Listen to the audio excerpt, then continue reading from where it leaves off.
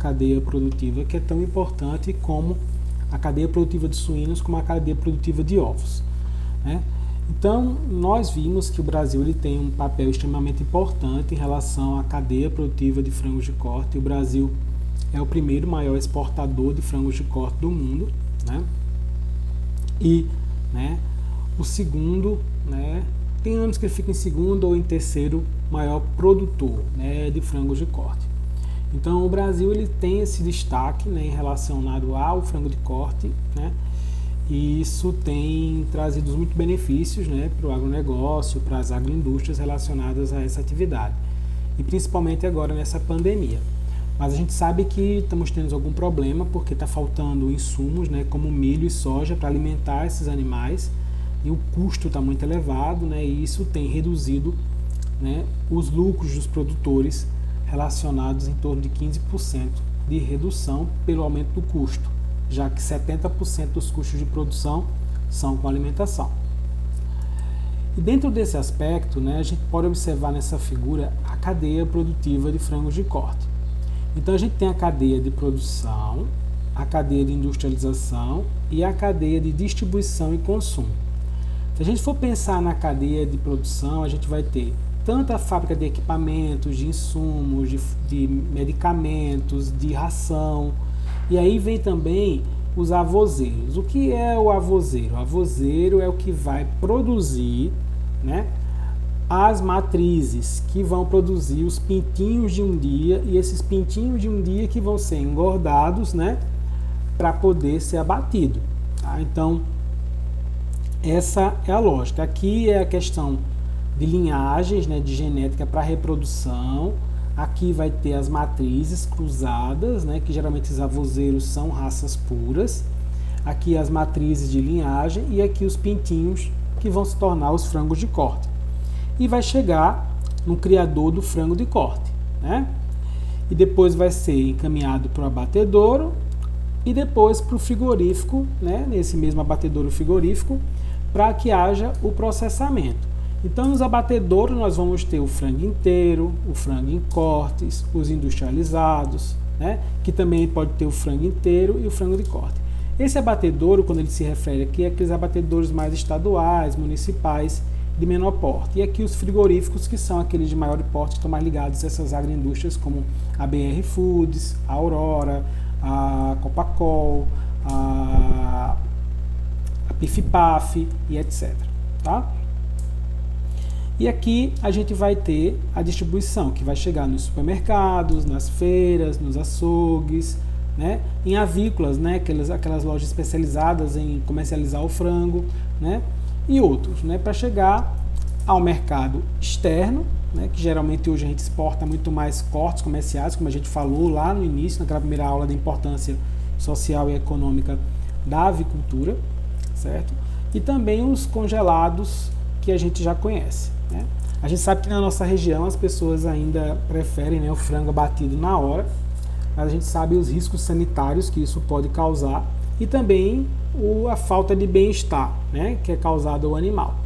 O interessante é a gente comprar o frango já abatido, né, embalado, inspecionado, né, e a gente perder um pouco essa questão de consumir o frango, né, que o pessoal chama fresco, né, que na verdade ele não é carne, né, ele não é carne, ainda é músculo, né, não houve a transformação do rigor mortis.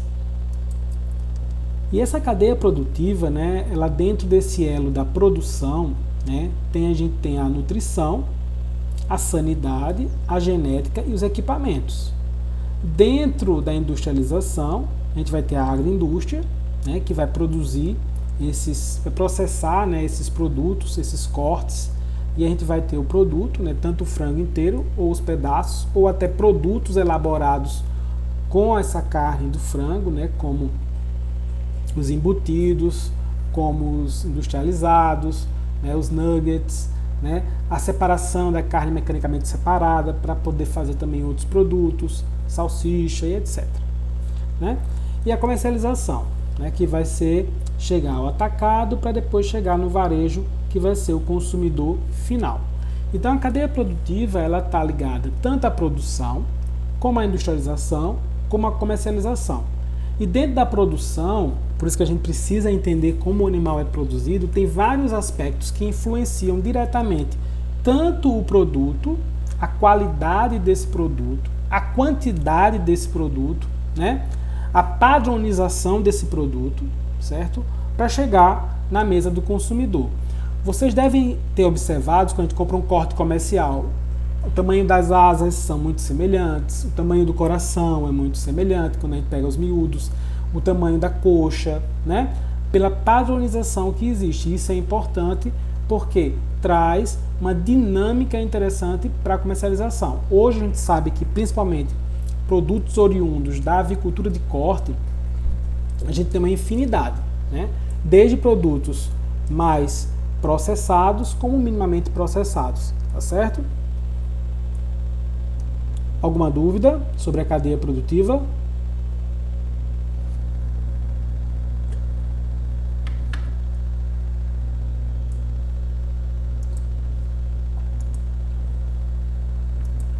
Então, a gente observa, né, que dentro disso a gente tem alguns aspectos produtivos que a gente precisa chamar a atenção. Primeiro, quando a gente fala nos sistemas de produção de frangos de corte. Nós temos sistemas extensivos. O sistema extensivo é aquele que eu falei para vocês sem controle nenhum, como acontece na avicultura de postura, como acontece na suinocultura, é aquele de fundo de quintal, tá? Que os animais não têm um controle zootécnico relacionado a isso, né? A Deus dará, certo? E temos o sistema semi-intensivo, que é um sistema, na avicultura de corte é um pouco diferente. Ele tem um controle, né, relacionado, mas ele se trata também do animal ter acesso ou não a piquete, tá? Isso é uma classificação que foi dada na avicultura, mesmo eu não concordando muito, mas é o que é utilizado na avicultura de corte. Quando o animal ele tem determinada fase da vida dele, ele é confinado, né? Por exemplo, quando ele é pintinho até os 25 dias, e depois eles começam a ter acesso a piquetes, aí ele está ligado no sistema semi-intensivo, mas eles recebem ração, né? Eles recebem medicamentos, a não ser que seja um produto diferenciado, como o frango caipira ou colonial, tá? Que já é um sistema específico de produção semi-intensivo, tá? E o sistema orgânico de produção, certo? Que nesse sistema orgânico, aí sim, eles vão receber rações, mas com ingredientes totalmente orgânicos, tá? Na sua dieta, e também não vão receber antibióticos, promotores de crescimento, nem nenhum outro tipo de aditivo que não seja permitido pela legislação vigente. E nós temos o maior sistema, que é o sistema intensivo, que representa praticamente 95% da toda a produção de frangos de corte no nosso país, né? Que é o frango intensivo, criação intensiva, em granjas comerciais, como acontece aqui, né, na Guaraves, como acontece na Sadia, como acontece na BR Foods. Tudo bem que essas empresas também têm partido para esses sistemas orgânicos e caipira, tá? Porque é um nicho de mercado diferenciado, né? Elas têm buscado também investir nisso, tá bom? E aí a gente observa que no sistema mais utilizado, que é o sistema intensivo de produção, né, a gente tem frango de corte tanto criado em semi-intensivo, que a gente vai ter uma classificação, como eu falei anteriormente, colonial ou orgânico, tá? O animal, parte da vida dele, ele fica confinado e parte ele já tem acesso a piquete e tem um controle idêntico ao outro sistema em relação à alimentação, porém, dependendo se é orgânico ou colonial, vai ter uma diferenciação em relação, por exemplo, né, ao uso de alguns aspectos, por exemplo, de insumos que sejam totalmente orgânicos, né, ao uso de fitoterapia, em vez de utilizar medicamentos, né, de origem química, então, etc. Não pode haver adubação no solo, se for orgânico, né, só se for adubação orgânica. Então, vários aspectos relacionados ao sistema. E no sistema intensivo, nós temos o sistema que a gente chama convencional, o sistema semi-climatizado e o sistema climatizado. Isso quer dizer o quê? Que dentro do sistema intensivo é sempre confinado, mas eu vou ter níveis de tecnologia utilizados de forma diferente. Por exemplo, no sistema convencional eu tenho um galpão, né, que geralmente as laterais são abertas, são envolvidas com telas e tem manejo de cortina, e no máximo lá dentro eu vou ter um ventilador, né? Ventiladores que não são climatizadores, certo? Já no semi-climatizado é um galpão que eu já tenho sistema de climatização, né? Geralmente por pressão negativa ou positiva, né? Vai depender do sistema, né? E também eu tenho uma dinâmica um pouco diferenciada em relação à tecnificação. Tá? É mais tecnificado do que o sistema convencional. Tá? E a gente tem o sistema climatizado, que é um sistema como se fosse um galpão, tipo túnel, né? Onde eu vou ter uma climatização tanto para o sistema de pressão positiva como pressão negativa. É muito interessante esses sistemas de pressão positiva ou pressão negativa, porque eu consigo controlar de forma efetiva a temperatura dentro do meu galpão. Isso não quer dizer que no sistema semi-climatizado isso não ocorre, tá? Mas vai depender também do bolso do freguês. Então, porque no sistema de pressão positiva e negativa, o investimento é mais elevado, tá certo? E só para vocês terem uma ideia que existe isso. Como é que a gente produz hoje frango de corte, né? A gente tem a forma independente, por exemplo, se eu quiser criar, vou montar um galpão e vou criar, e aí eu vou ter meu abatedouro, vou abater, vou comercializar, ou então eu vou entregar para alguém, eu vou dizer meu preço e assim sucessivamente. No sistema integrado, é o sistema, por exemplo, que a Guaraves utiliza aqui, né? Ela tem as próprias granjas dela, mas também ela tem granjas de terceiros, ou então ela vai dar o quê? Ela vai dar o pintinho, a alimentação e a assistência técnica e faz um contrato com o produtor. Nesse contrato, o produtor tem participação nos lucros. E no sistema cooperado é como se eu tivesse vários sócios em conjunto, né? Como, por exemplo, acontece na Aurora, né? Então, eu tenho vários sócios, você dependendo do número de galpão e no número de pintinhos que você aloja e no número de animais que você entrega ao frigorífico, você tem uma participação mais representativa, né? Então isso vai depender muito também do tamanho do cooperado, tá certo? São sistemas distintos, mas são bem interessantes quando a gente pensa, né, no sistema. Eu tenho tanto o independente, que isso tem caído em desuso, tá? Mas como hoje é o integrado e o cooperado, tá bom? O sistema de cooperativa é mais justo em relação ao pagamento ao produtor do que no sistema de integração, tá? Porque no sistema de integração, a grande agroindústria que manda em relação a preços, a valores. E só que, por exemplo, nesse momento agora, né, que o valor do milho está estourado, o valor da soja está estourado, é interessante. Por quê? Né? Porque ela vai ter que alimentar e você vai ter a participação dos seus lucros do mesmo jeito, como você colocou no contrato, né? Dúvidas, pessoal, a respeito disso até agora? Natan, Thaís, José Igor, Isabelle, Jean.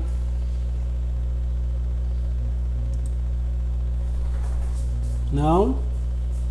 Então vamos continuar. Então, dentro desse ponto, né, a gente entende que eu preciso produzir, né, o pintinho. Então, como é que eu produzo o pintinho hoje no sistema, né, convencional ou no sistema pré-climatizado ou climatizado, que é o mais utilizado hoje nas grandes agroindústrias, né? Eu tenho meu galpão, né, então eu vou adquirir o pintinho, né, de um dia, que geralmente até mesmo se a gente quiser comprar, a gente compra hoje em dia, né? Então esses geralmente eles vêm em incubatórios que produzem, né, que são aqueles matrizeiros que eu falei lá na frente, que vão produzir esses pintinhos de um dia. E esses pintinhos, né, esses incubatórios têm que ser registrados no Ministério da Agropecuária e Abastecimento, tá? Então, porque a qualidade do pintinho de um dia ele vai interferir diretamente, certo, na qualidade do produto. Até porque esse pintinho ele tem que ser livre de várias doenças. Eu botei aqui algumas como micoplasmose, né, aspergilose, salmonelose, né?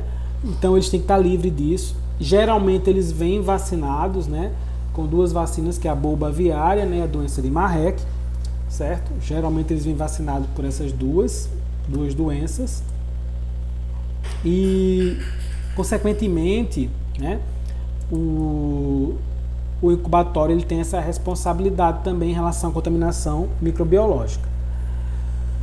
Então isso também reflete que esse incubatório ele tem que ter, né, matrizes vacinadas, como doença de Gumboro, bronquite infecciosa, doença de Newcastle, encefalomielite, coriza, varíola aviária, porque essa vacina ela consegue passar essa imunidade para a progênie, no caso para os pintinhos de um dia. Né? E os pintinhos todos são vacinados ainda no incubatório contra a doença de Marek. Tá? Vai depender muito da taxa de incidência também para essas outras vacinas para as matrizes, mas de forma geral todo mundo é vacinado para alguma doença, e principalmente Marek. Então a gente recebe, né, esse pintinho que vem, né, dessas empresas, né, idôneas, esses incubatórios. Então o aviário ele tem que estar limpo, né, sem a presença de ave por pelo menos 10 dias, que a gente chama de vazio sanitário, né, higienizado, todos os comedouros, bebedouros, a cama pode ser reutilizada, mas tem que ser parcialmente trocada, ou então ser uma cama totalmente nova. Com 1 a 2 dias antes da data prevista, né, a gente começa a desinfectar o galpão e os equipamentos. A gente vai também colocar os pedilúvios para desinfecção dos calçados, rodolúvio, o que tiver possível para minimizar o impacto sobre esse pintinho. Porque a gente tem que lembrar que o pintinho é como se fosse um recém-nascido. Então ele tem um sistema imunológico ainda em desenvolvimento. Então se ele tiver uma presença, por exemplo, de Escherichia coli, de salmonela, de outras doenças que vieram de animais adultos que criaram uma resistência ou um sistema imune a isso, pode ser transmitido e você perder todo o lote, tá bom? Então, a gente precisa colocar no início o que a gente chama de círculo de proteção. Para que isso? Porque os pintinhos, eles são muito pequenos para o tamanho do galpão, então eu preciso condicioná-los numa área menor, né? Nessa área menor eu vou fazer o quê? Eu vou projetar, né, uma temperatura ali dentro maior, em torno de 32 graus Celsius, com uma campânula que pode ser elétrica, pode ser a gás, né, por lâmpada infravermelho, vai depender do que você pode comprar e também da sua disponibilidade, né? Então a gente vai colocar essa 2 a 3 horas antes da chegada, porque já vai aquecendo para não ocorrer um choque térmico. Geralmente esses caminhões que entregam são climatizados para manter a temperatura em torno de 32 graus, certo? Para os pintinhos. Então a gente começa a colocar também, por exemplo, artifícios, né? Aqui são comedouros, ó, do tipo bandeja, aqui é bebedouro pendular, e aqui seria o comedouro quando ele tivesse maior, que é comedouro tubular, só que, por exemplo, é automatizado. Aqui vocês observam que existe jornal, porque a cama ela é muito fofa, então eles podem ainda ter dificuldade dependendo do material a ser utilizado. Porém, existe uma restrição para alguns sistemas de criação em relação ao uso de jornal, porque jornal ele tem produtos químicos que são utilizados na impressão, tá? E a gente sabe que hoje jornal impresso é uma coisa muito rara, então esse tipo de material praticamente não existe, certo? Em quantidade. E aí a gente vai colocar, aqui por exemplo é um galpão, tá? Que ele fecha, tá vendo, com uma lona, ele não faz o círculo, ele tenta fechar. Aqui são os aspersores de ar que ficam desligados, porque eu quero uma temperatura mais elevada, né? Esses pontos de exaustão, a não ser conforme eles vão crescendo, a gente vai aumentando essa ventilação também para sair os gases que são nocivos à saúde do pintinho, como a amônia, certo? Aí a gente observa aqui numa situação, aqui foi numa unidade, né, demonstrativa, né, numa faculdade que eu dei aula lá no Maranhão. Então, assim, aqui é um círculo de proteção, os pintinhos estão aqui dentro, aqui são campânulas, e o que foi que a gente fez? Aqui não tem aquelas bacias de alumínio, né, invertidas, furadas, né, e a gente colocou aqui uma lâmpada, né, infravermelho que projetou aquecimento. Aqui, ó, maravilha, tá? Aqui são os bebedouros pendulares. Então, a gente vai verificar, a primeira coisa quando o pintinho chega é verificar como é que ele está. tá? Se ele está desidratado, se ele está ativo, se ele está piando, porque isso dá um indicativo da saúde dos pintinhos. Se eles não estão molhados, se eles não estão com algum problema, né? Então a gente dá uma olhada. Claro que a gente não tem como olhar todos os pintinhos, né? A gente faz uma amostragem dependendo do tamanho do galpão, né? Vamos supor, se eu tenho um lote de 10 mil pintinhos, né? Que existe, é muito comum galpões de 10 mil pintinhos, certo? Então eu vou pegar uma amostragem aí em torno de 100 pintinhos de forma aleatória, tá? Que é muito pouco ainda, certo? Mais de 100, 200, assim, pintinhos de forma aleatória. A gente primeiro precisa ensinar também a eles onde fica a comida e a água, para que eles possam entender e buscar. Então a gente molha o bico de alguns, porque o comportamento eles vão seguindo um do outro e vão aprendendo dessa forma, tá? Os demais caíram, foi? Só estou vendo Jean, José e Natan. Isabela e Thaís caíram. Então a gente precisa, na verdade, retirar, né, imediatamente do galpão as caixas que eles vêm alojados, né, porque elas precisam ser eliminadas, porque elas podem ser fonte de material biológico, né, e causar problemas até. Então, se for de papelão, a gente precisa queimar, certo? Se a caixa for plástica, né, tem que retirar o material que está ali dentro, queimar, certo? E as caixas são higienizadas e devolvidas para a empresa, que hoje é mais comum as caixas plásticas, tá? Então a Thaís voltou. Então a gente observa que aqui, ó, aqui na caixa de papelão, os pintinhos, ó, a gente está retirando ele das caixas, né? Eles chegam assim, aqui tem, essa caixa tem 100 pintinhos, cada caixa dessa vem com 100 pintinhos, e a gente vai aqui, cada uma vem 25. E a gente vai fazendo essa avaliação, tá? Então a gente precisa registrar, né, algumas informações, por exemplo, o número de pintinhos que veio, a data do alojamento, né, a ração que está sendo fornecida, ver se algum pintinho veio morto e quantificar, né, por exemplo, se chegou 1000 pintinhos, se morreu 50, tem que quantificar, ver o percentual, né, até para informar também a empresa que vendeu o pintinho.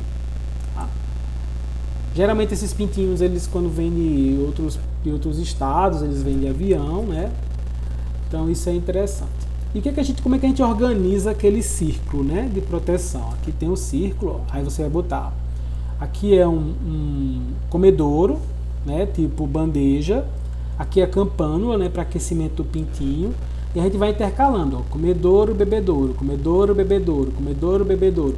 E a gente vai deixando mais próximo. Por quê? Porque os pintinhos eles ainda têm uma dificuldade em andar, né? Principalmente na cama. E também eles não podem gastar muita energia.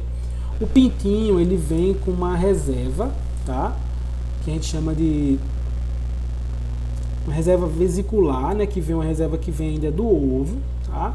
É um vestígio que ainda pode nutrir esse pintinho por aproximadamente 2 a 3 dias, tá certo? Mas é importante que ele comece, né, a se alimentar o quanto antes. Você tem que estimular, né, o pintinho. Aqui é uma visão do ciclo de proteção de fora, né? Aqui a altura, né, que é em torno de 45 centímetros. Aqui seria a temperatura do ambiente, é em torno de 23. Aqui a altura da campânula, que tem que manter, né, aqui dentro do círculo em torno de 32. Então ela vai ficar numa altura aproximadamente de 60 centímetros, tá? 15 centímetros aqui das bordas, né? Da borda do círculo. Então isso é importante para a gente entender como funciona o mecanismo.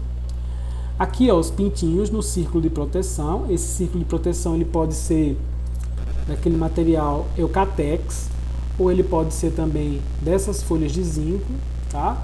Então aqui você observa os pintinhos, ó, o comedouro do tipo bandeja. Aqui os bebedouros, né?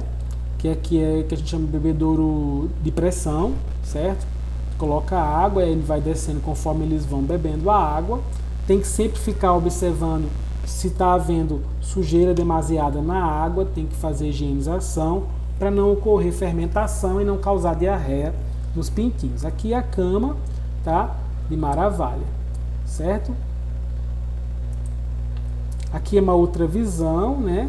Aqui os bebedouros e comedouros distribuídos da forma que eu falei, tá? Aqui o círculo de proteção de Eucatex e aqui a campânula, né, com uma lâmpada infravermelha. Aqui é uma outra forma. A gente fala círculo de proteção, mas pode ser um quadrado, tá? É porque círculo a gente vai conseguindo abrir de forma mais dinâmica até unir todos os círculos. Mas você pode fazer quadrados dependendo do galpão. Aqui também de Eucatex, a campânula a gás, bebedouro pendular, comedouro, né, automatizado e os comedouros do tipo bandeja, certo? Então isso a gente vai abrindo, porque conforme eles vão crescendo a gente vai abrindo o círculo, certo? Até ficar sem. Então, a gente quando chega, a gente tem que preparar o ambiente. Então tem que aquecer o ambiente para o pintinho. Então 3 horas antes a gente faz isso, né? No inverno, a gente tem que manter isso de forma mais constante, né? Principalmente manter o aquecimento nas horas mais frias, até pelo menos 20 dias de idade, né? Podendo variar em função do clima, tá? No verão é dispensado a partir da segunda semana, quer dizer, com 14 dias a gente já pode eliminar o aquecimento, tá? Só usar nos horários mais frios, que geralmente é à noite. A gente observa que hoje o frango de corte ele vai chegar à idade do abate em torno de 39 a 42 dias. Então, a gente observa que a velocidade de crescimento é muito acentuada e todos os fatores eles vão influenciar para essa velocidade de crescimento. Então a gente precisa controlar essa temperatura de acordo com o estágio fisiológico do animal. Conforme ele vai crescendo, a gente vai diminuindo a temperatura. Quando eles chegam logo a temperatura em torno de 32, na segunda semana a gente já diminui para 30, na terceira semana até chegar a uma temperatura de conforto térmico que é por volta de 23 a 24 graus Celsius, que é a temperatura teoricamente ambiente dentro do galpão. Na maioria dos lugares, não quer dizer que seja em todos os lugares. Quem sabe que a média, geralmente dentro do galpão, na região nordeste, é em torno de 25 graus Celsius, certo? Por exemplo, onde eu trabalhei lá no Maranhão, às vezes a gente perdeu um lote todo de frangos de corte, porque lá é muito quente. Então, assim, dentro do galpão, estava com a temperatura, já com eles perto do abate, em torno de 35 graus Celsius. Lá a temperatura ambiente estava com a sensação em torno de 40, né? E como o galpão ele não era muito ventilado, então causava esse problema. E como é que a gente sabe que a gente está dando calor suficiente para o pintinho? É a mesma coisa que a gente faz com o leitão, tá? Então aqui, olha, se eles estão bem distribuídos no círculo, quer dizer o quê? Que a temperatura está ok. Se eles estão todos embaixo da campânula, né, quer dizer que eles estão com frio. Se eles estão se afastando da campânula, ficando nas laterais, quer dizer o quê? Que ele está, né, com muito calor. Então a gente tem que aumentar a altura ou diminuir, né, a temperatura. E aqui também se está tendo corrente de ar, às vezes acontece. Por isso que a importância de os galpões terem cortinas, né? E as cortinas sempre subir de baixo para cima, nunca de cima para baixo. Porque você consegue controlar a corrente de ar e o ar não passar por cima dos pintinhos. Então, assim, você consegue observar exatamente por esse comportamento, né?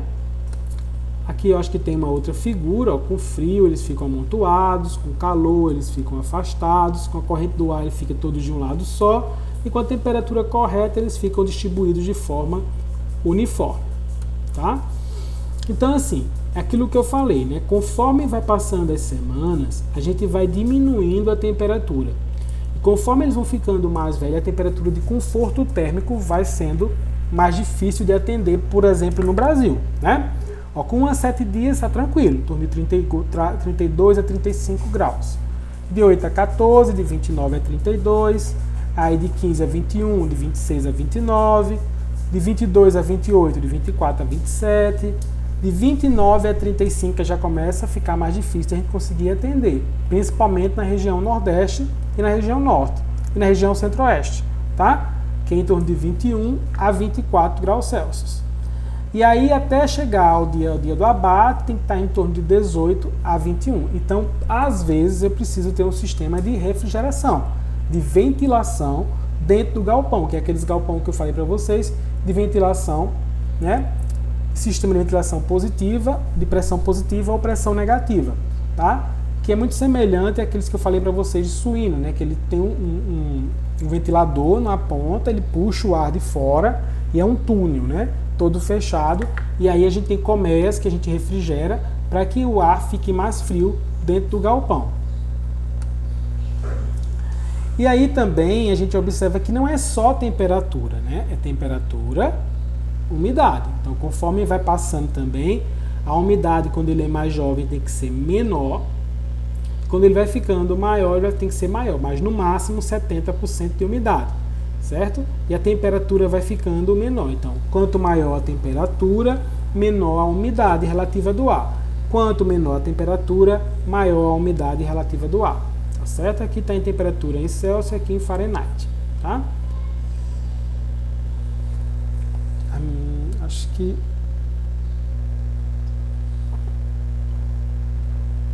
Ok, pessoal? Quem foi que caiu agora? Caiu mais 2. Então, aqui é um outro sistema, né, de aquecimento. Esse Lonil, ó, aqui é tipo um tubo de ar aquecido para distribuir, ó, e está todo separado o galpão, né? O galpão está todo fechado, as cortinas, ó, então está distribuindo esse calor, é um ar quente. Granjas grandes geralmente tem esse sistema, tá? Então a gente começa a abrir o círculo de proteção de forma gradativa, a partir do 3º dia. Então a gente vai abrindo, né, diariamente, dependendo também do comportamento das aves e do crescimento delas, né? Então os ciclos devem ser retirados, né, de 7 a 8 dias, já não precisa mais do ciclo, tá? E de 10 a 12 dias, se for no inverno. Então, quando está mais frio, a gente tem que manter mais dias o ciclo de proteção.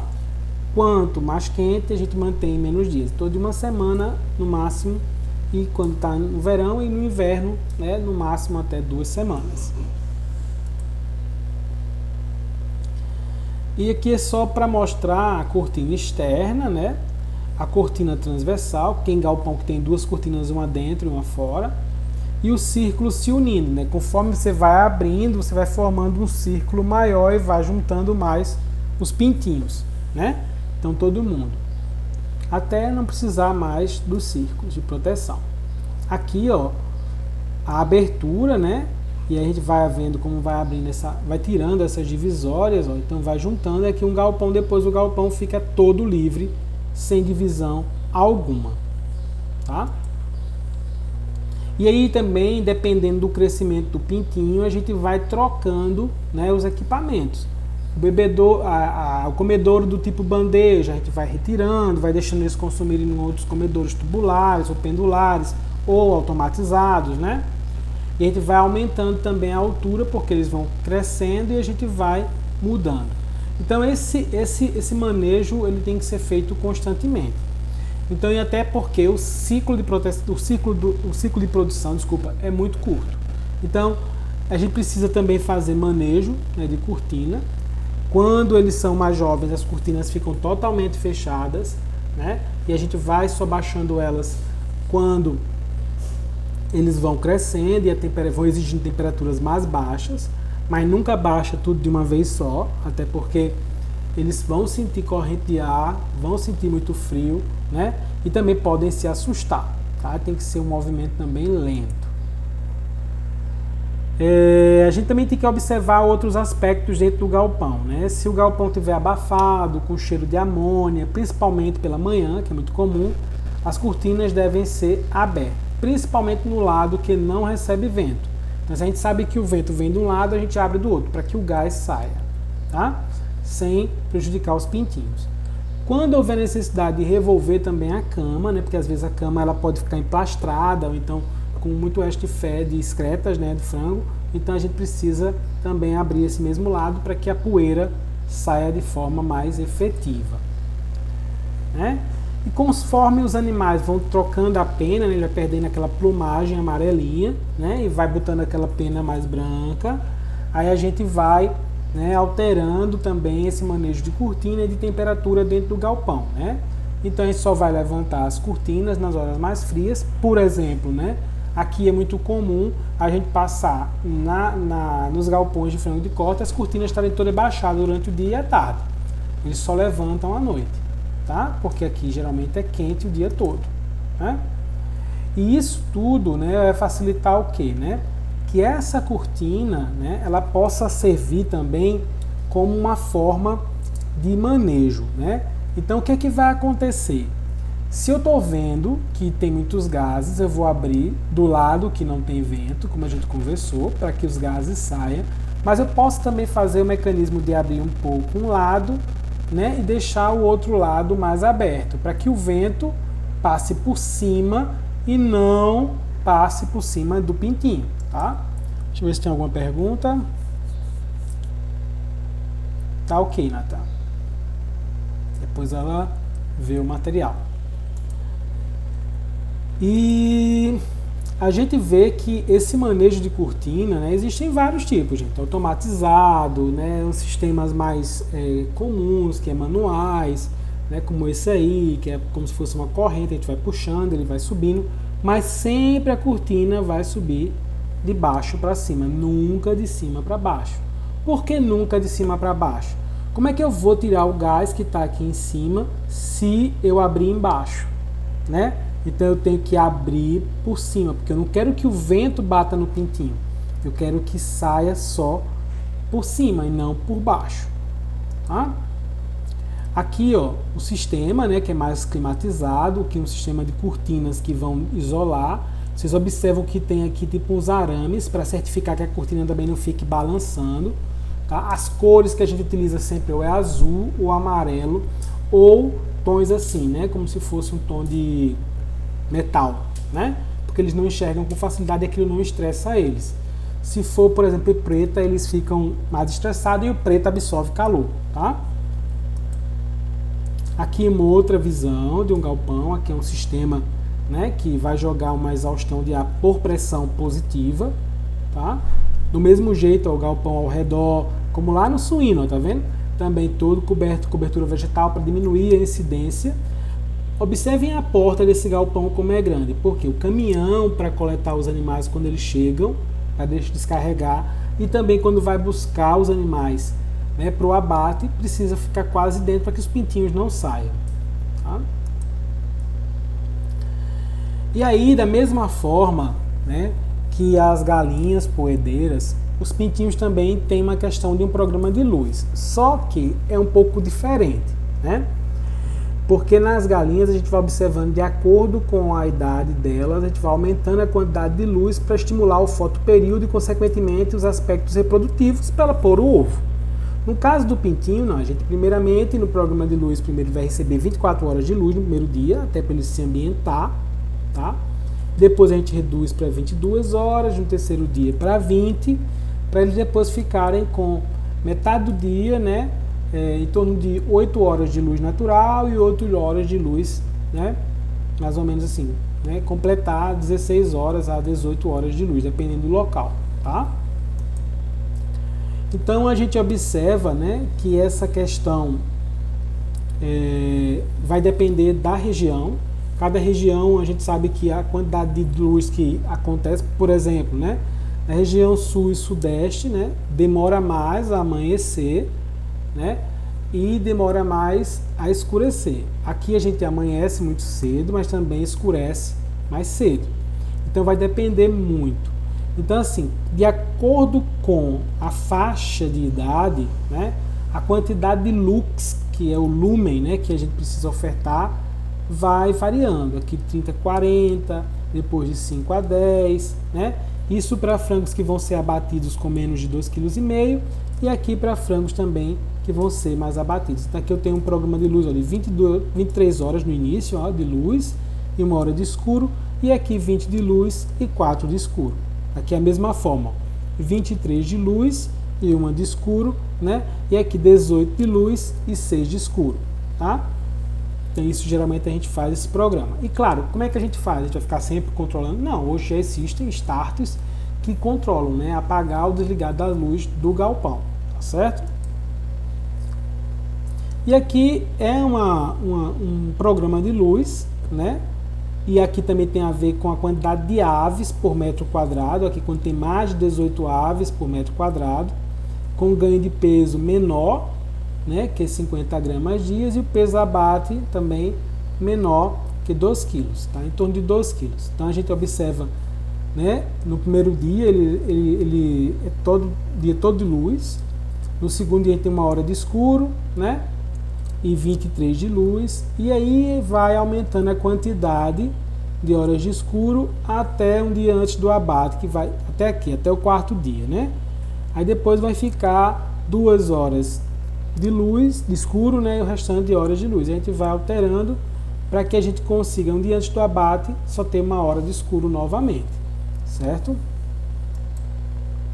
Aqui já quando é um número menor de aves por metro quadrado, né, a gente observa aqui que há uma alteração, né? A quantidade, por exemplo, também o peso é maior, o ganho também é maior, e aí a gente observa que nesse aspecto aqui, quando elas chegarem, né, mais ou menos com 100 a 160 gramas, a gente vai dar 9 horas de escuro e 8 horas, né? Variação, né? A gente aumentou 8 horas. E com 22, 23, 24 dias, a gente vai decrescendo, né, esse programa de luz, vai diminuindo a quantidade de horas de escuro, até chegar 5 dias antes do abate, 4, 3, 2 e 1, né, até chegar 1 hora de escuro, né, e 1 hora de escuro e 23 de luz, né. Aqui também, quando a gente tem menos de 14 aves, né, aves mais pesadas, aí a gente observa que quando ela chega a 100, 160 gramas, é 12 horas de escuro, e a gente vai reduzindo gradativamente até chegar ao peso de abate, tá? Isso tudo tem a ver por conta de lotação, de ganho, de estímulo de consumo, né? Então tudo isso tem uma relação direta, por isso que a gente precisa fazer um programa de luz adequado.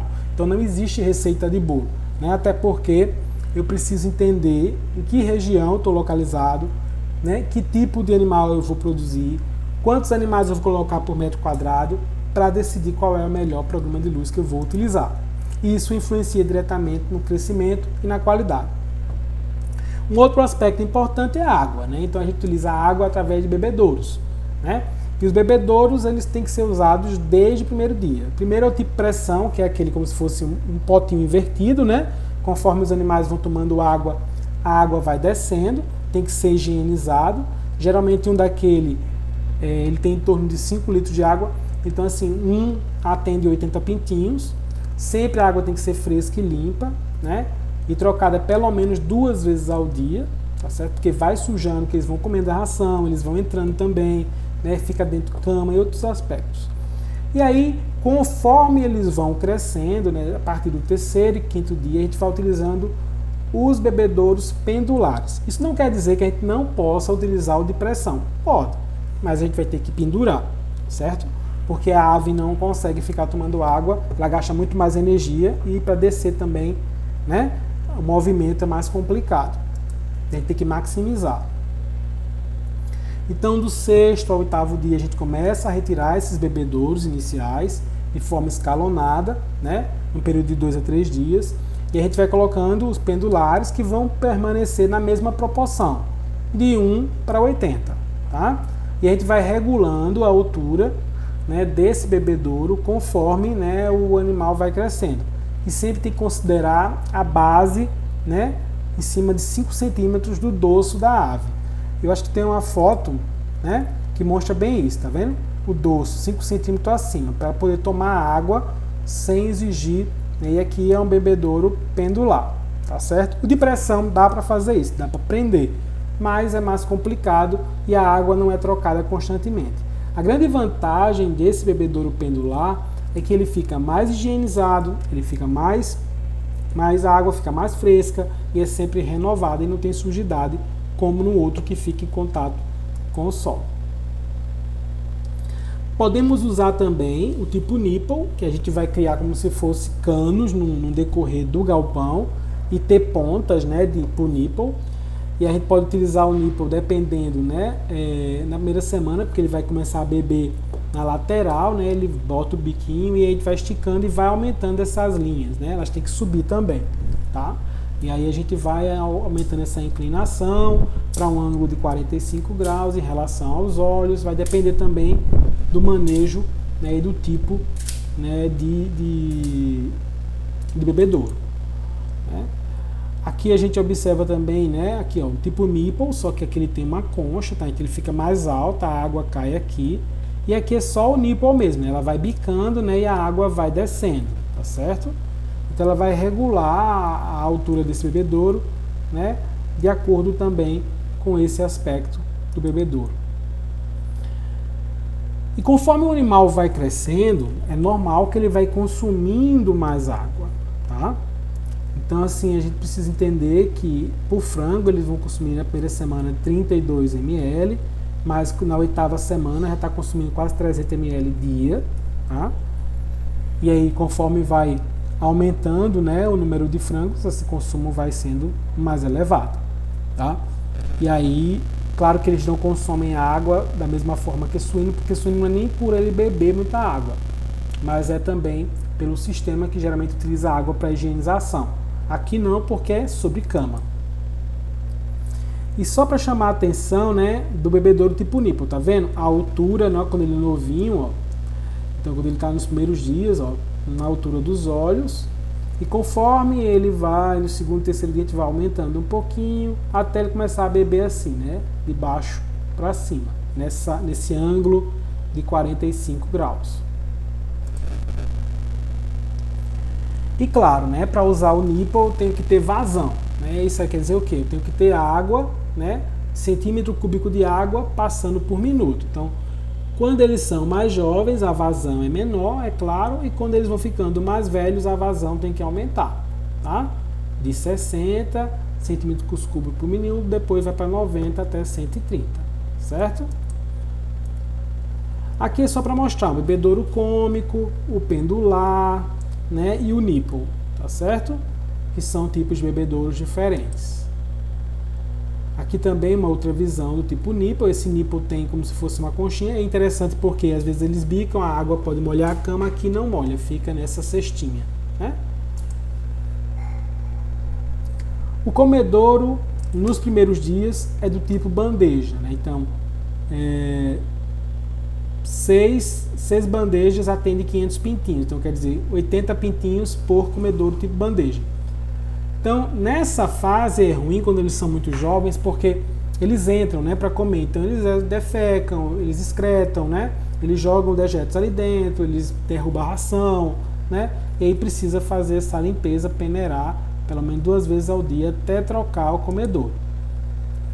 E aí vai mexendo a ração também de 5 a 6 vezes por dia, para estimular o consumo, principalmente no início, né, da criação. A partir do 4º dia também já vai colocar outro tipo de comedouro, né, que existe uma infinidade de modelos, né, mas comedouros mais adultos, que não sejam do tipo bandeja, né, e vai retirando esses comedouros até o 10º dia, esses comedouros iniciais. E aí a gente pega aqueles comedouros tubulares, né, que é 40 aves por comedouro, que é como se fosse do mesmo jeito de pressão, só que assim, ele é aberto, você vai colocando a ração e por gravidade também ela vai descendo. Hoje as granjas mais tecnificadas utilizam comedouros automatizados, né? Porque é mais barato se manter e o controle é melhor, e quando a gente vai trocando as rações de acordo com a fase da vida do animal, você não precisa estar retirando toda a ração já vai sendo misturada proporcionalmente conforme os animais vão sendo aumentando, né? Alterando a fase da vida. Aqui é só para mostrar a altura. A gente observou que o bebedouro é mais alto, né? Então geralmente 5 centímetros do dorso da ave. Aqui não, aqui o comedouro ele tem que ser mais baixo, ele tem que ficar na altura do peito, né? Para evitar, né, para estimular o consumo, tá certo? Mas é sempre pendurado. Aqui, ó, um comedouro tubular, né? Que um desse dá para 80, né, frangos. 40, desculpe. E aí, hoje a gente sabe que o comedouro automático são de uso bem mais prático, facilita o manejo do raçoamento, né? E aí as grades permitem a alimentação do pintinho desde o primeiro dia de vida, né? Então isso é uma vantagem aqui, ó, tá vendo? Esse tipo aqui. que é automatizado, né, desce nesses tubos e tem essas grades eles vão consumir. Aqui é bebedouro tipo nípel e comedouro, né, automatizado. Aqui são outros tipos, né, comedouro cônico, comedouro tipo bandeja, que é utilizado nas fases mais iniciais, o comedouro automático e o comedouro tubular. Tá? Porque é importante entender que existe também outros tipos de equipamento. E aí, quando passa, né, a gente tem que entender que o maior custo de produção é com ração. Né, 70%, em torno de 70% é com ração. Então a gente tem que entender que para diminuir o desperdício eu preciso controlar o que eu coloco no comedouro. Né? Então assim, ó, com 1 a 2 semanas, deixar, né, o comedouro não totalmente cheio, tá? Em torno de 15% do comedouro, certo? E a gente vai aumentando, né? Porque isso vai facilitando, né, diminuir esse desperdício. E isso facilita bastante. Quando a gente observa aqui, ó, o comedouro cheio, né, ele tem um desperdício de em torno de 15%. Né? Aí aqui 24, aqui 27, aqui 35, aqui 33.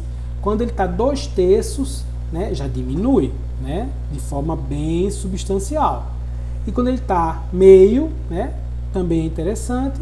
E quando ele está 1/3, é menor ainda. Então a gente precisa entender que a quantidade de ração que eu vou disponibilizar no comedouro vai aumentar ou não o desperdício. Então isso é uma forma da gente controlar também esse desperdício e melhorar, né, o reflexo da taxa, né, de consumo e o desperdício de ração e o custo.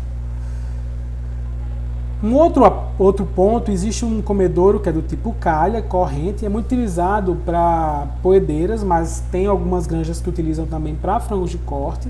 Né?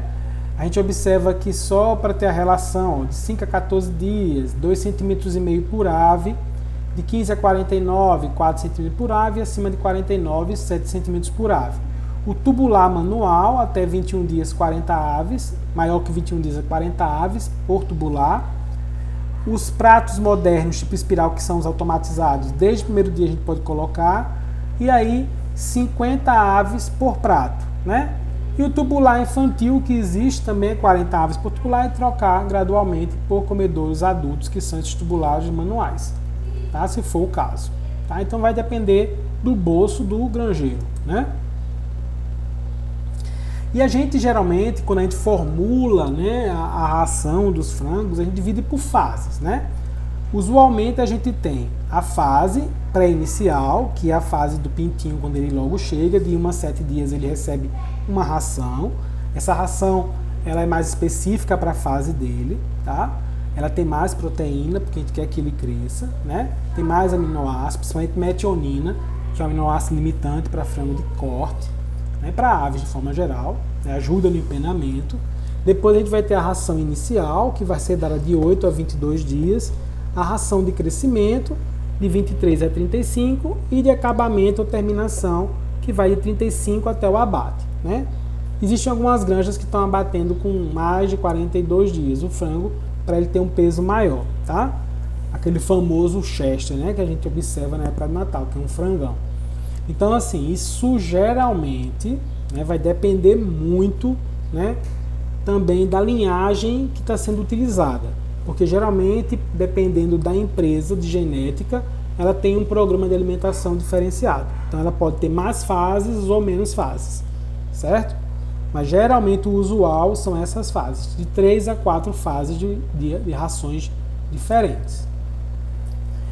Porque a gente entende isso aqui, ó, que 70% do custo de produção é com alimentação. Então 63% desse custo é com milho e 27% desse custo é com soja. E os outros é com óleo, calcário, sal, premix, né, aminoácido de forma geral, certo? Então, geralmente disso aqui a gente tem que pensar muito bem. Né? Então, a ração ela tem que ser boa, de qualidade, para os animais demonstrarem seu potencial genético de forma mais efetiva, traga retorno econômico e também imprima características interessantes à carne. Aqui é uma recomendação nutricional básica para frango de corte. Ó, vocês observam com até 3 semanas, ó, nesse manual aqui, ó, que é de uma linhagem. Ele recomenda de 22, né, a 24% de proteína. Aí tem as vitaminas, né? Aminoácido aqui, ó, metionina, ó, tá vendo? 0,50. E conforme a fase pré-inicial, a gente observa que já cai um pouco a proteína, aumenta a energia, certo? Que é a caloria.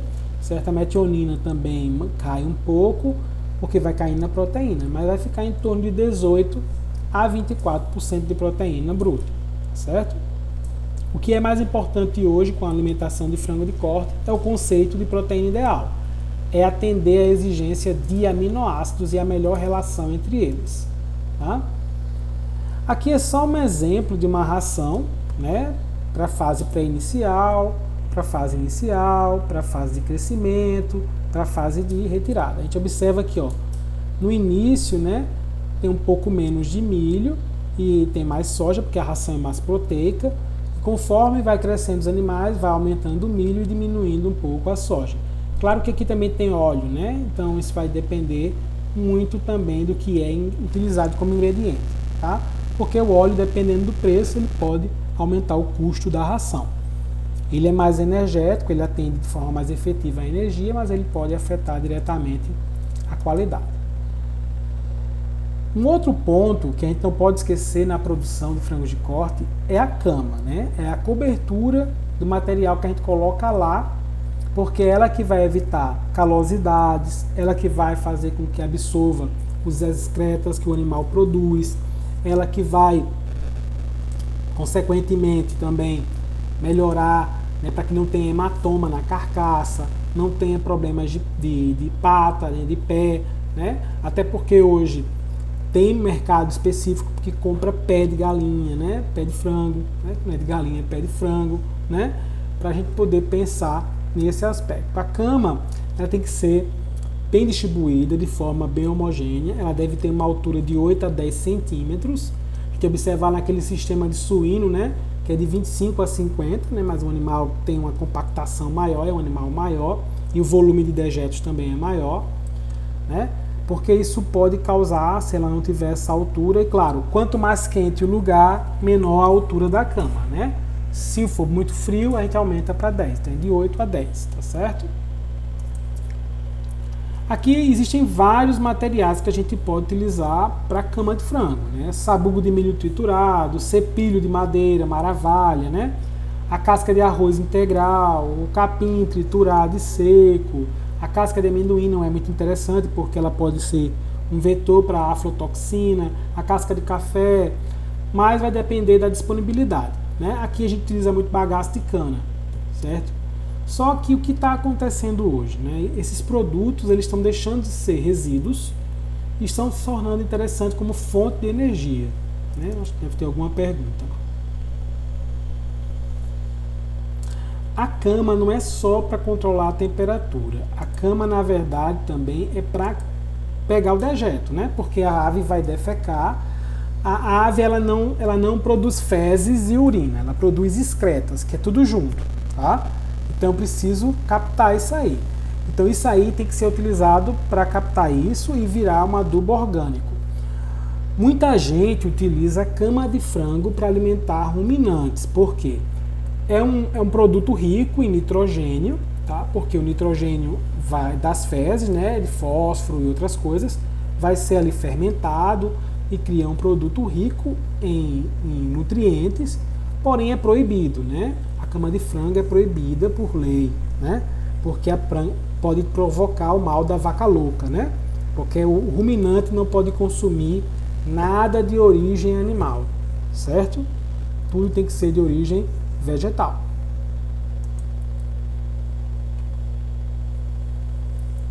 E ela, claro, também tem a função de manter os animais aquecidos, confortáveis, porque não vai diminuir também o impacto, né, das articulações sobre o piso, né? Tudo isso facilita, né, o manejo e a distribuição dos animais. É muito difícil a gente criar frango sem cama, tá? É quase impossível. Todo sistema usa, tá? Independente do sistema. Aí aqui a gente observa que de acordo com o material que a gente escolhe, né, da disponibilidade também, você vai ter uma variação também, né, porque nem todo material ele tem a mesma capacidade de absorver, né, a relação que a gente chama de carbono-nitrogênio, certo? A relação carbono-nitrogênio, então assim, tem que ser bem pensado, tá? A maravalha, né, a serragem, né, cada material ele tem seus prós e contras, mas a gente precisa entender que a gente precisa da cama. Por isso que hoje muita gente reutiliza, então substitui parte e coloca a cama nova, porque está difícil encontrar em alguns lugares. Bom, então a gente criou o frango, né, no decorrer, que a gente começa a pensar em retirar o lote. Então a gente precisa pensar nesse calendário. Então ele entrou, é o mesmo esquema de suíno, ao in, ao out. Todos vão entrar no mesmo período e vão sair no mesmo período. Então a gente precisa entender, né, que essa retirada eu preciso pensar muito bem, eu tenho que fazer o jejum também, né, para que ele chegue no abatedouro, ele possa ser abatido sem nenhum problema. Consequentemente, é uma etapa que depende muito, né, de um planejamento, então a gente precisa, né, conhecer algumas informações, como a distribuição física da granja, a distância da granja para o abatedouro, para saber exatamente quanto tempo esses frangos vão levar na estrada para chegar, né, no frigorífico, né, o tipo de acesso que eu tenho para chegar nessa granja, se é uma estrada de barro, se é pavimentada, né, o número de aves que eu tenho lá alojada. Então tudo isso a gente precisa ter controle, né, de tudo, para poder fazer um planejamento efetivo, né? Então aqui essa figura é bem clássica, uma velocidade de crescimento do pintinho, né, desde quando ele é pintinho até chegar a frango de corte, né, em torno de 39 dias já está pronto ao peso do abate. E a gente vai fazer primeiramente o que? O jejum pré-abate, né, que é um período que a gente vai fazer antes da apanha, antes do caminhão chegar lá para recolher. É importante da mesma forma que para suínos, porque a gente quer reduzir o conteúdo gastrointestinal das aves e também diminuir a possibilidade de contaminar a carcaça na hora da evisceração. Na hora que a gente for retirar as vísceras, ela não romper e contaminar a carcaça, porque se acontecer isso, aquela carcaça é descartada, tá? Então o período de jejum é de 8 a 12 horas, incluindo também o tempo de espera na granja, o transporte, tá? Tudo isso é contabilizado dentro dessas 8 ou 12 horas, né? O mínimo é 8, o máximo é 12.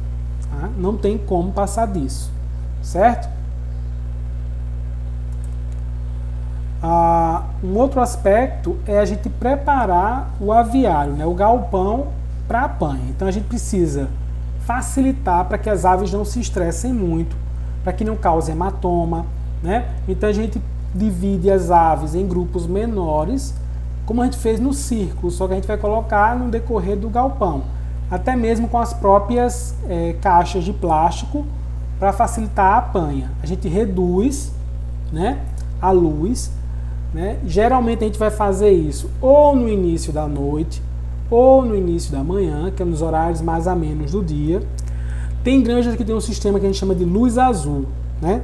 Não sei se vocês sabem, mas a ave ela é refratária à cor azul, ela não enxerga a cor azul. Então, se tiver a luz azul, ela não vai enxergar, por exemplo, o homem indo lá pegar o frango, né? Ou o equipamento de apanha automática, que existe também, certo? Então, assim, ela não vai enxergar, então ela vai se estressar menos, certo? Então, isso é um outro vetor que é bem interessante. E a gente tem que tirar, né? Como levantar comedouro, levantar bebedouro, retirar aquilo ali, por quê? Isso tudo vai ser um obstáculo que pode causar problemas na carcaça dessa ave, né? E não é isso que a gente quer. Então, a gente precisa entender que eu preciso proporcionar o mínimo de estresse possível para esse animal. Porque esse estresse vai ocasionar o quê? Problemas na carcaça. Lembra daquela carne PSE, da carne DFD do suíno? Acontece também com o frango de corte.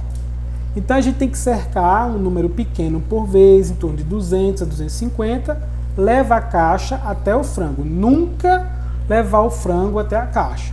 Porque se, por exemplo, você está o caminhão, você vai passar o tempo todinho com o frango pendurado, né? Então isso não é interessante, tá? Então leva a caixa até o frango. Por isso que a gente precisa fazer grupos pequenos para colocar naquela caixa.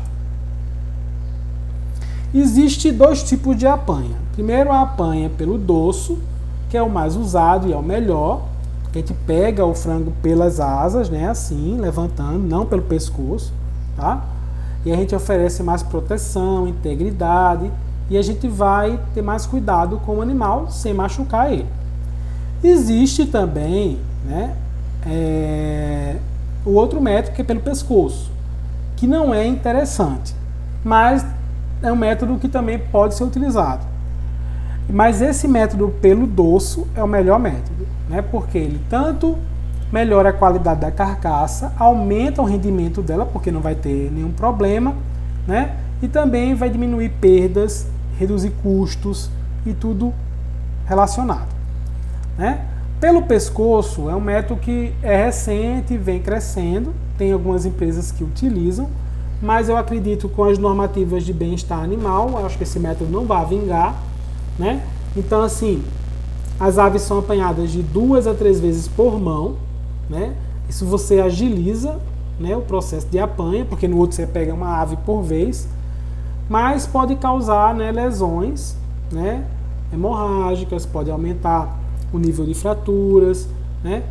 Então isso não sei se é tão interessante. Hoje existe, né, um equipamento que faz a apanha, né, automatizada, como se fosse um trator, vai pegando as galinhas e botando lá dentro, né? Mas assim, é um investimento bem alto e nem toda a empresa tem, tá? A desvantagem também desse método pelo pescoço, que aumenta o número de arranhão, porque você está deixando a pata das aves solta, né, o pé solto, então elas têm unha, elas arranham umas outras. E no dia quente também pode aumentar a mortalidade, porque a gente não deixa de ser um processo de asfixia, né? Você quando pega no pescoço, ela deixa de respirar um pouco. Então, o melhor método é pelo dorso, tá? Aqui, ó, fazendo o círculo, tá, de proteção. Aqui um grupo menor e a gente vai colocando as aves dentro da caixa. Aqui, ó, o método pelo dorso, tá? Um por vez. E aí a gente, depois que coloca esses animais na caixa, a gente vai fazer o carregamento e o transporte. Aí a gente tem que entender que no processo de carregamento o caminhão possa entrar no aviário, chegar mais perto possível, né, para poder fazer essa apanha e também diminuir o fluxo, né, de estresse para esses animais. A gente precisa também manter um número de caixas numa altura em torno de 7 a 8, uma em cima da outra, né? A gente sabendo que as duas últimas fileiras são responsáveis por 40% de hemorragia de peito, porque elas ficam mais estressadas, sentem mais calor, né? Então é interessante. E a gente observa, por exemplo, muito, né, aqui, né? Meio-dia passa um caminhão, 1h da tarde, um caminhão cheio de frango. Isso é bem prejudicial para a qualidade da carne e aumenta muito a mortalidade também. E outra coisa, da mesma forma que a gente falou para suíno, né? O cara que transporta a ave, ele tem que ter uma responsabilidade muito grande. Então ele não pode correr demais, ele tem que também, quando ele parar, colocar esses animais em sombra, né? Evitar também movimento músculo muito brusco, porque as aves vão ficar para lá e para cá, se machucar, se estressar, e isso afeta diretamente a qualidade da carcaça. Aqui, ó, é uma estratégia, né? Você vai colocando, apanhando os frangos, coloca como fosse canos de PVC e você vai levando, arrastando, né, de 2 em 2 caixas até chegar no caminhão. E aqui, da mesma forma, uma estratégia que melhora também e facilita o processo. Aqui são as principais causas, né, que a gente fala de perda de qualidade de carcaça no abatedouro. Então, por exemplo, arranhão, contusão, membro fraturado, calo do pé de peito. O que é que causa isso? Alta densidade de alojamento é quando eu boto muitas aves por metro quadrado, tanto na caixa como no galpão também, certo? Falha no sistema de comedouro, aumenta muito mais a questão de arranhões. Programa de luz incorreto também, arranhões. Luz muito intensa também causa arranhão. Movimento agressivo do encarregado do plantel, ó, pode aumentar tanto arranhão como contusão, como membro fraturado, né? Tem gente que entra de vez, ó, o frango se assusta, né? O frango tem muita morte súbita, que é o que? Uma parada cardíaca, do nada, né? Se ele se assustar. Empenamento inadequado, como a ave não recebe uma dieta adequada, não recebe um programa de luz adequado, ela começa também a ter mais arranhão, porque não tem pena para proteger, né? A pega agressiva, quando a pessoa vai pegar o frango, também aumenta essas três situações. E aqui, ó, a cama de baixa qualidade pode causar, ó, calo de pé de peito, né? Causa tipo um calo que machuca a ave. A nutrição incorreta também aumenta arranhão, membro fraturado, calo de pé de peito. As máquinas depenadoras já é lá no abatedouro, né? Que pode causar membro fraturado.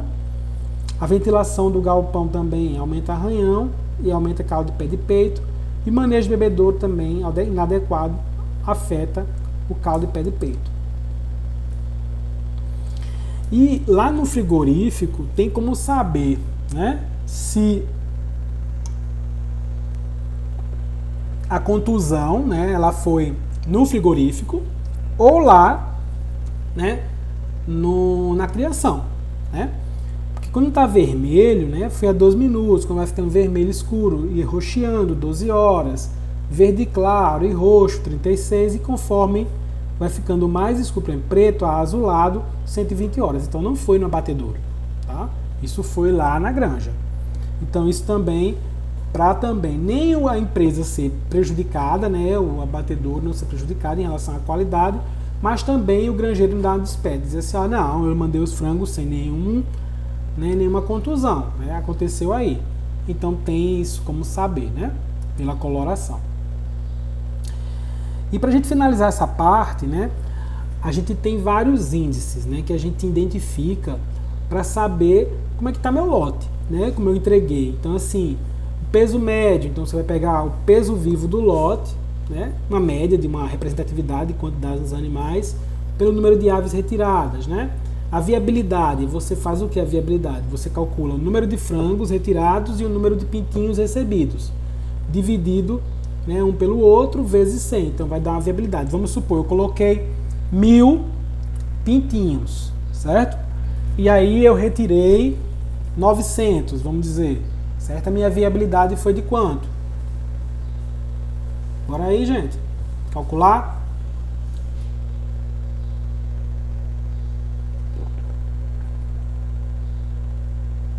Hein, pessoal? Se eu tenho 1000, que é 100%, tá? Dividido por 900 vezes 100, vai dar quanto?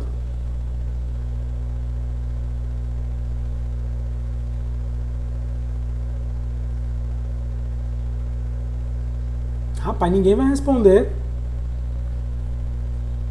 90%, né, gente? Então eu tive uma viabilidade de 90%. Então, assim, quanto mais próximo a 100, melhor, né? Então, da mesma forma que a gente calcula a conversão alimentar, que é o consumo de ração dividido pelo peso vivo do lote, né? Então, o consumo total de ração daquele lote dividido pelo peso vivo.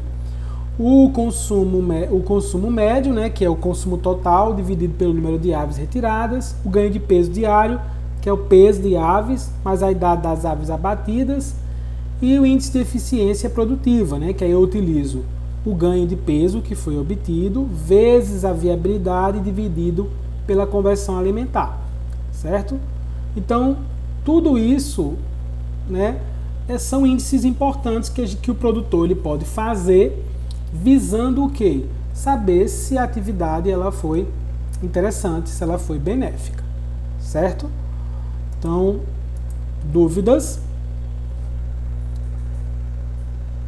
Hein, pessoal?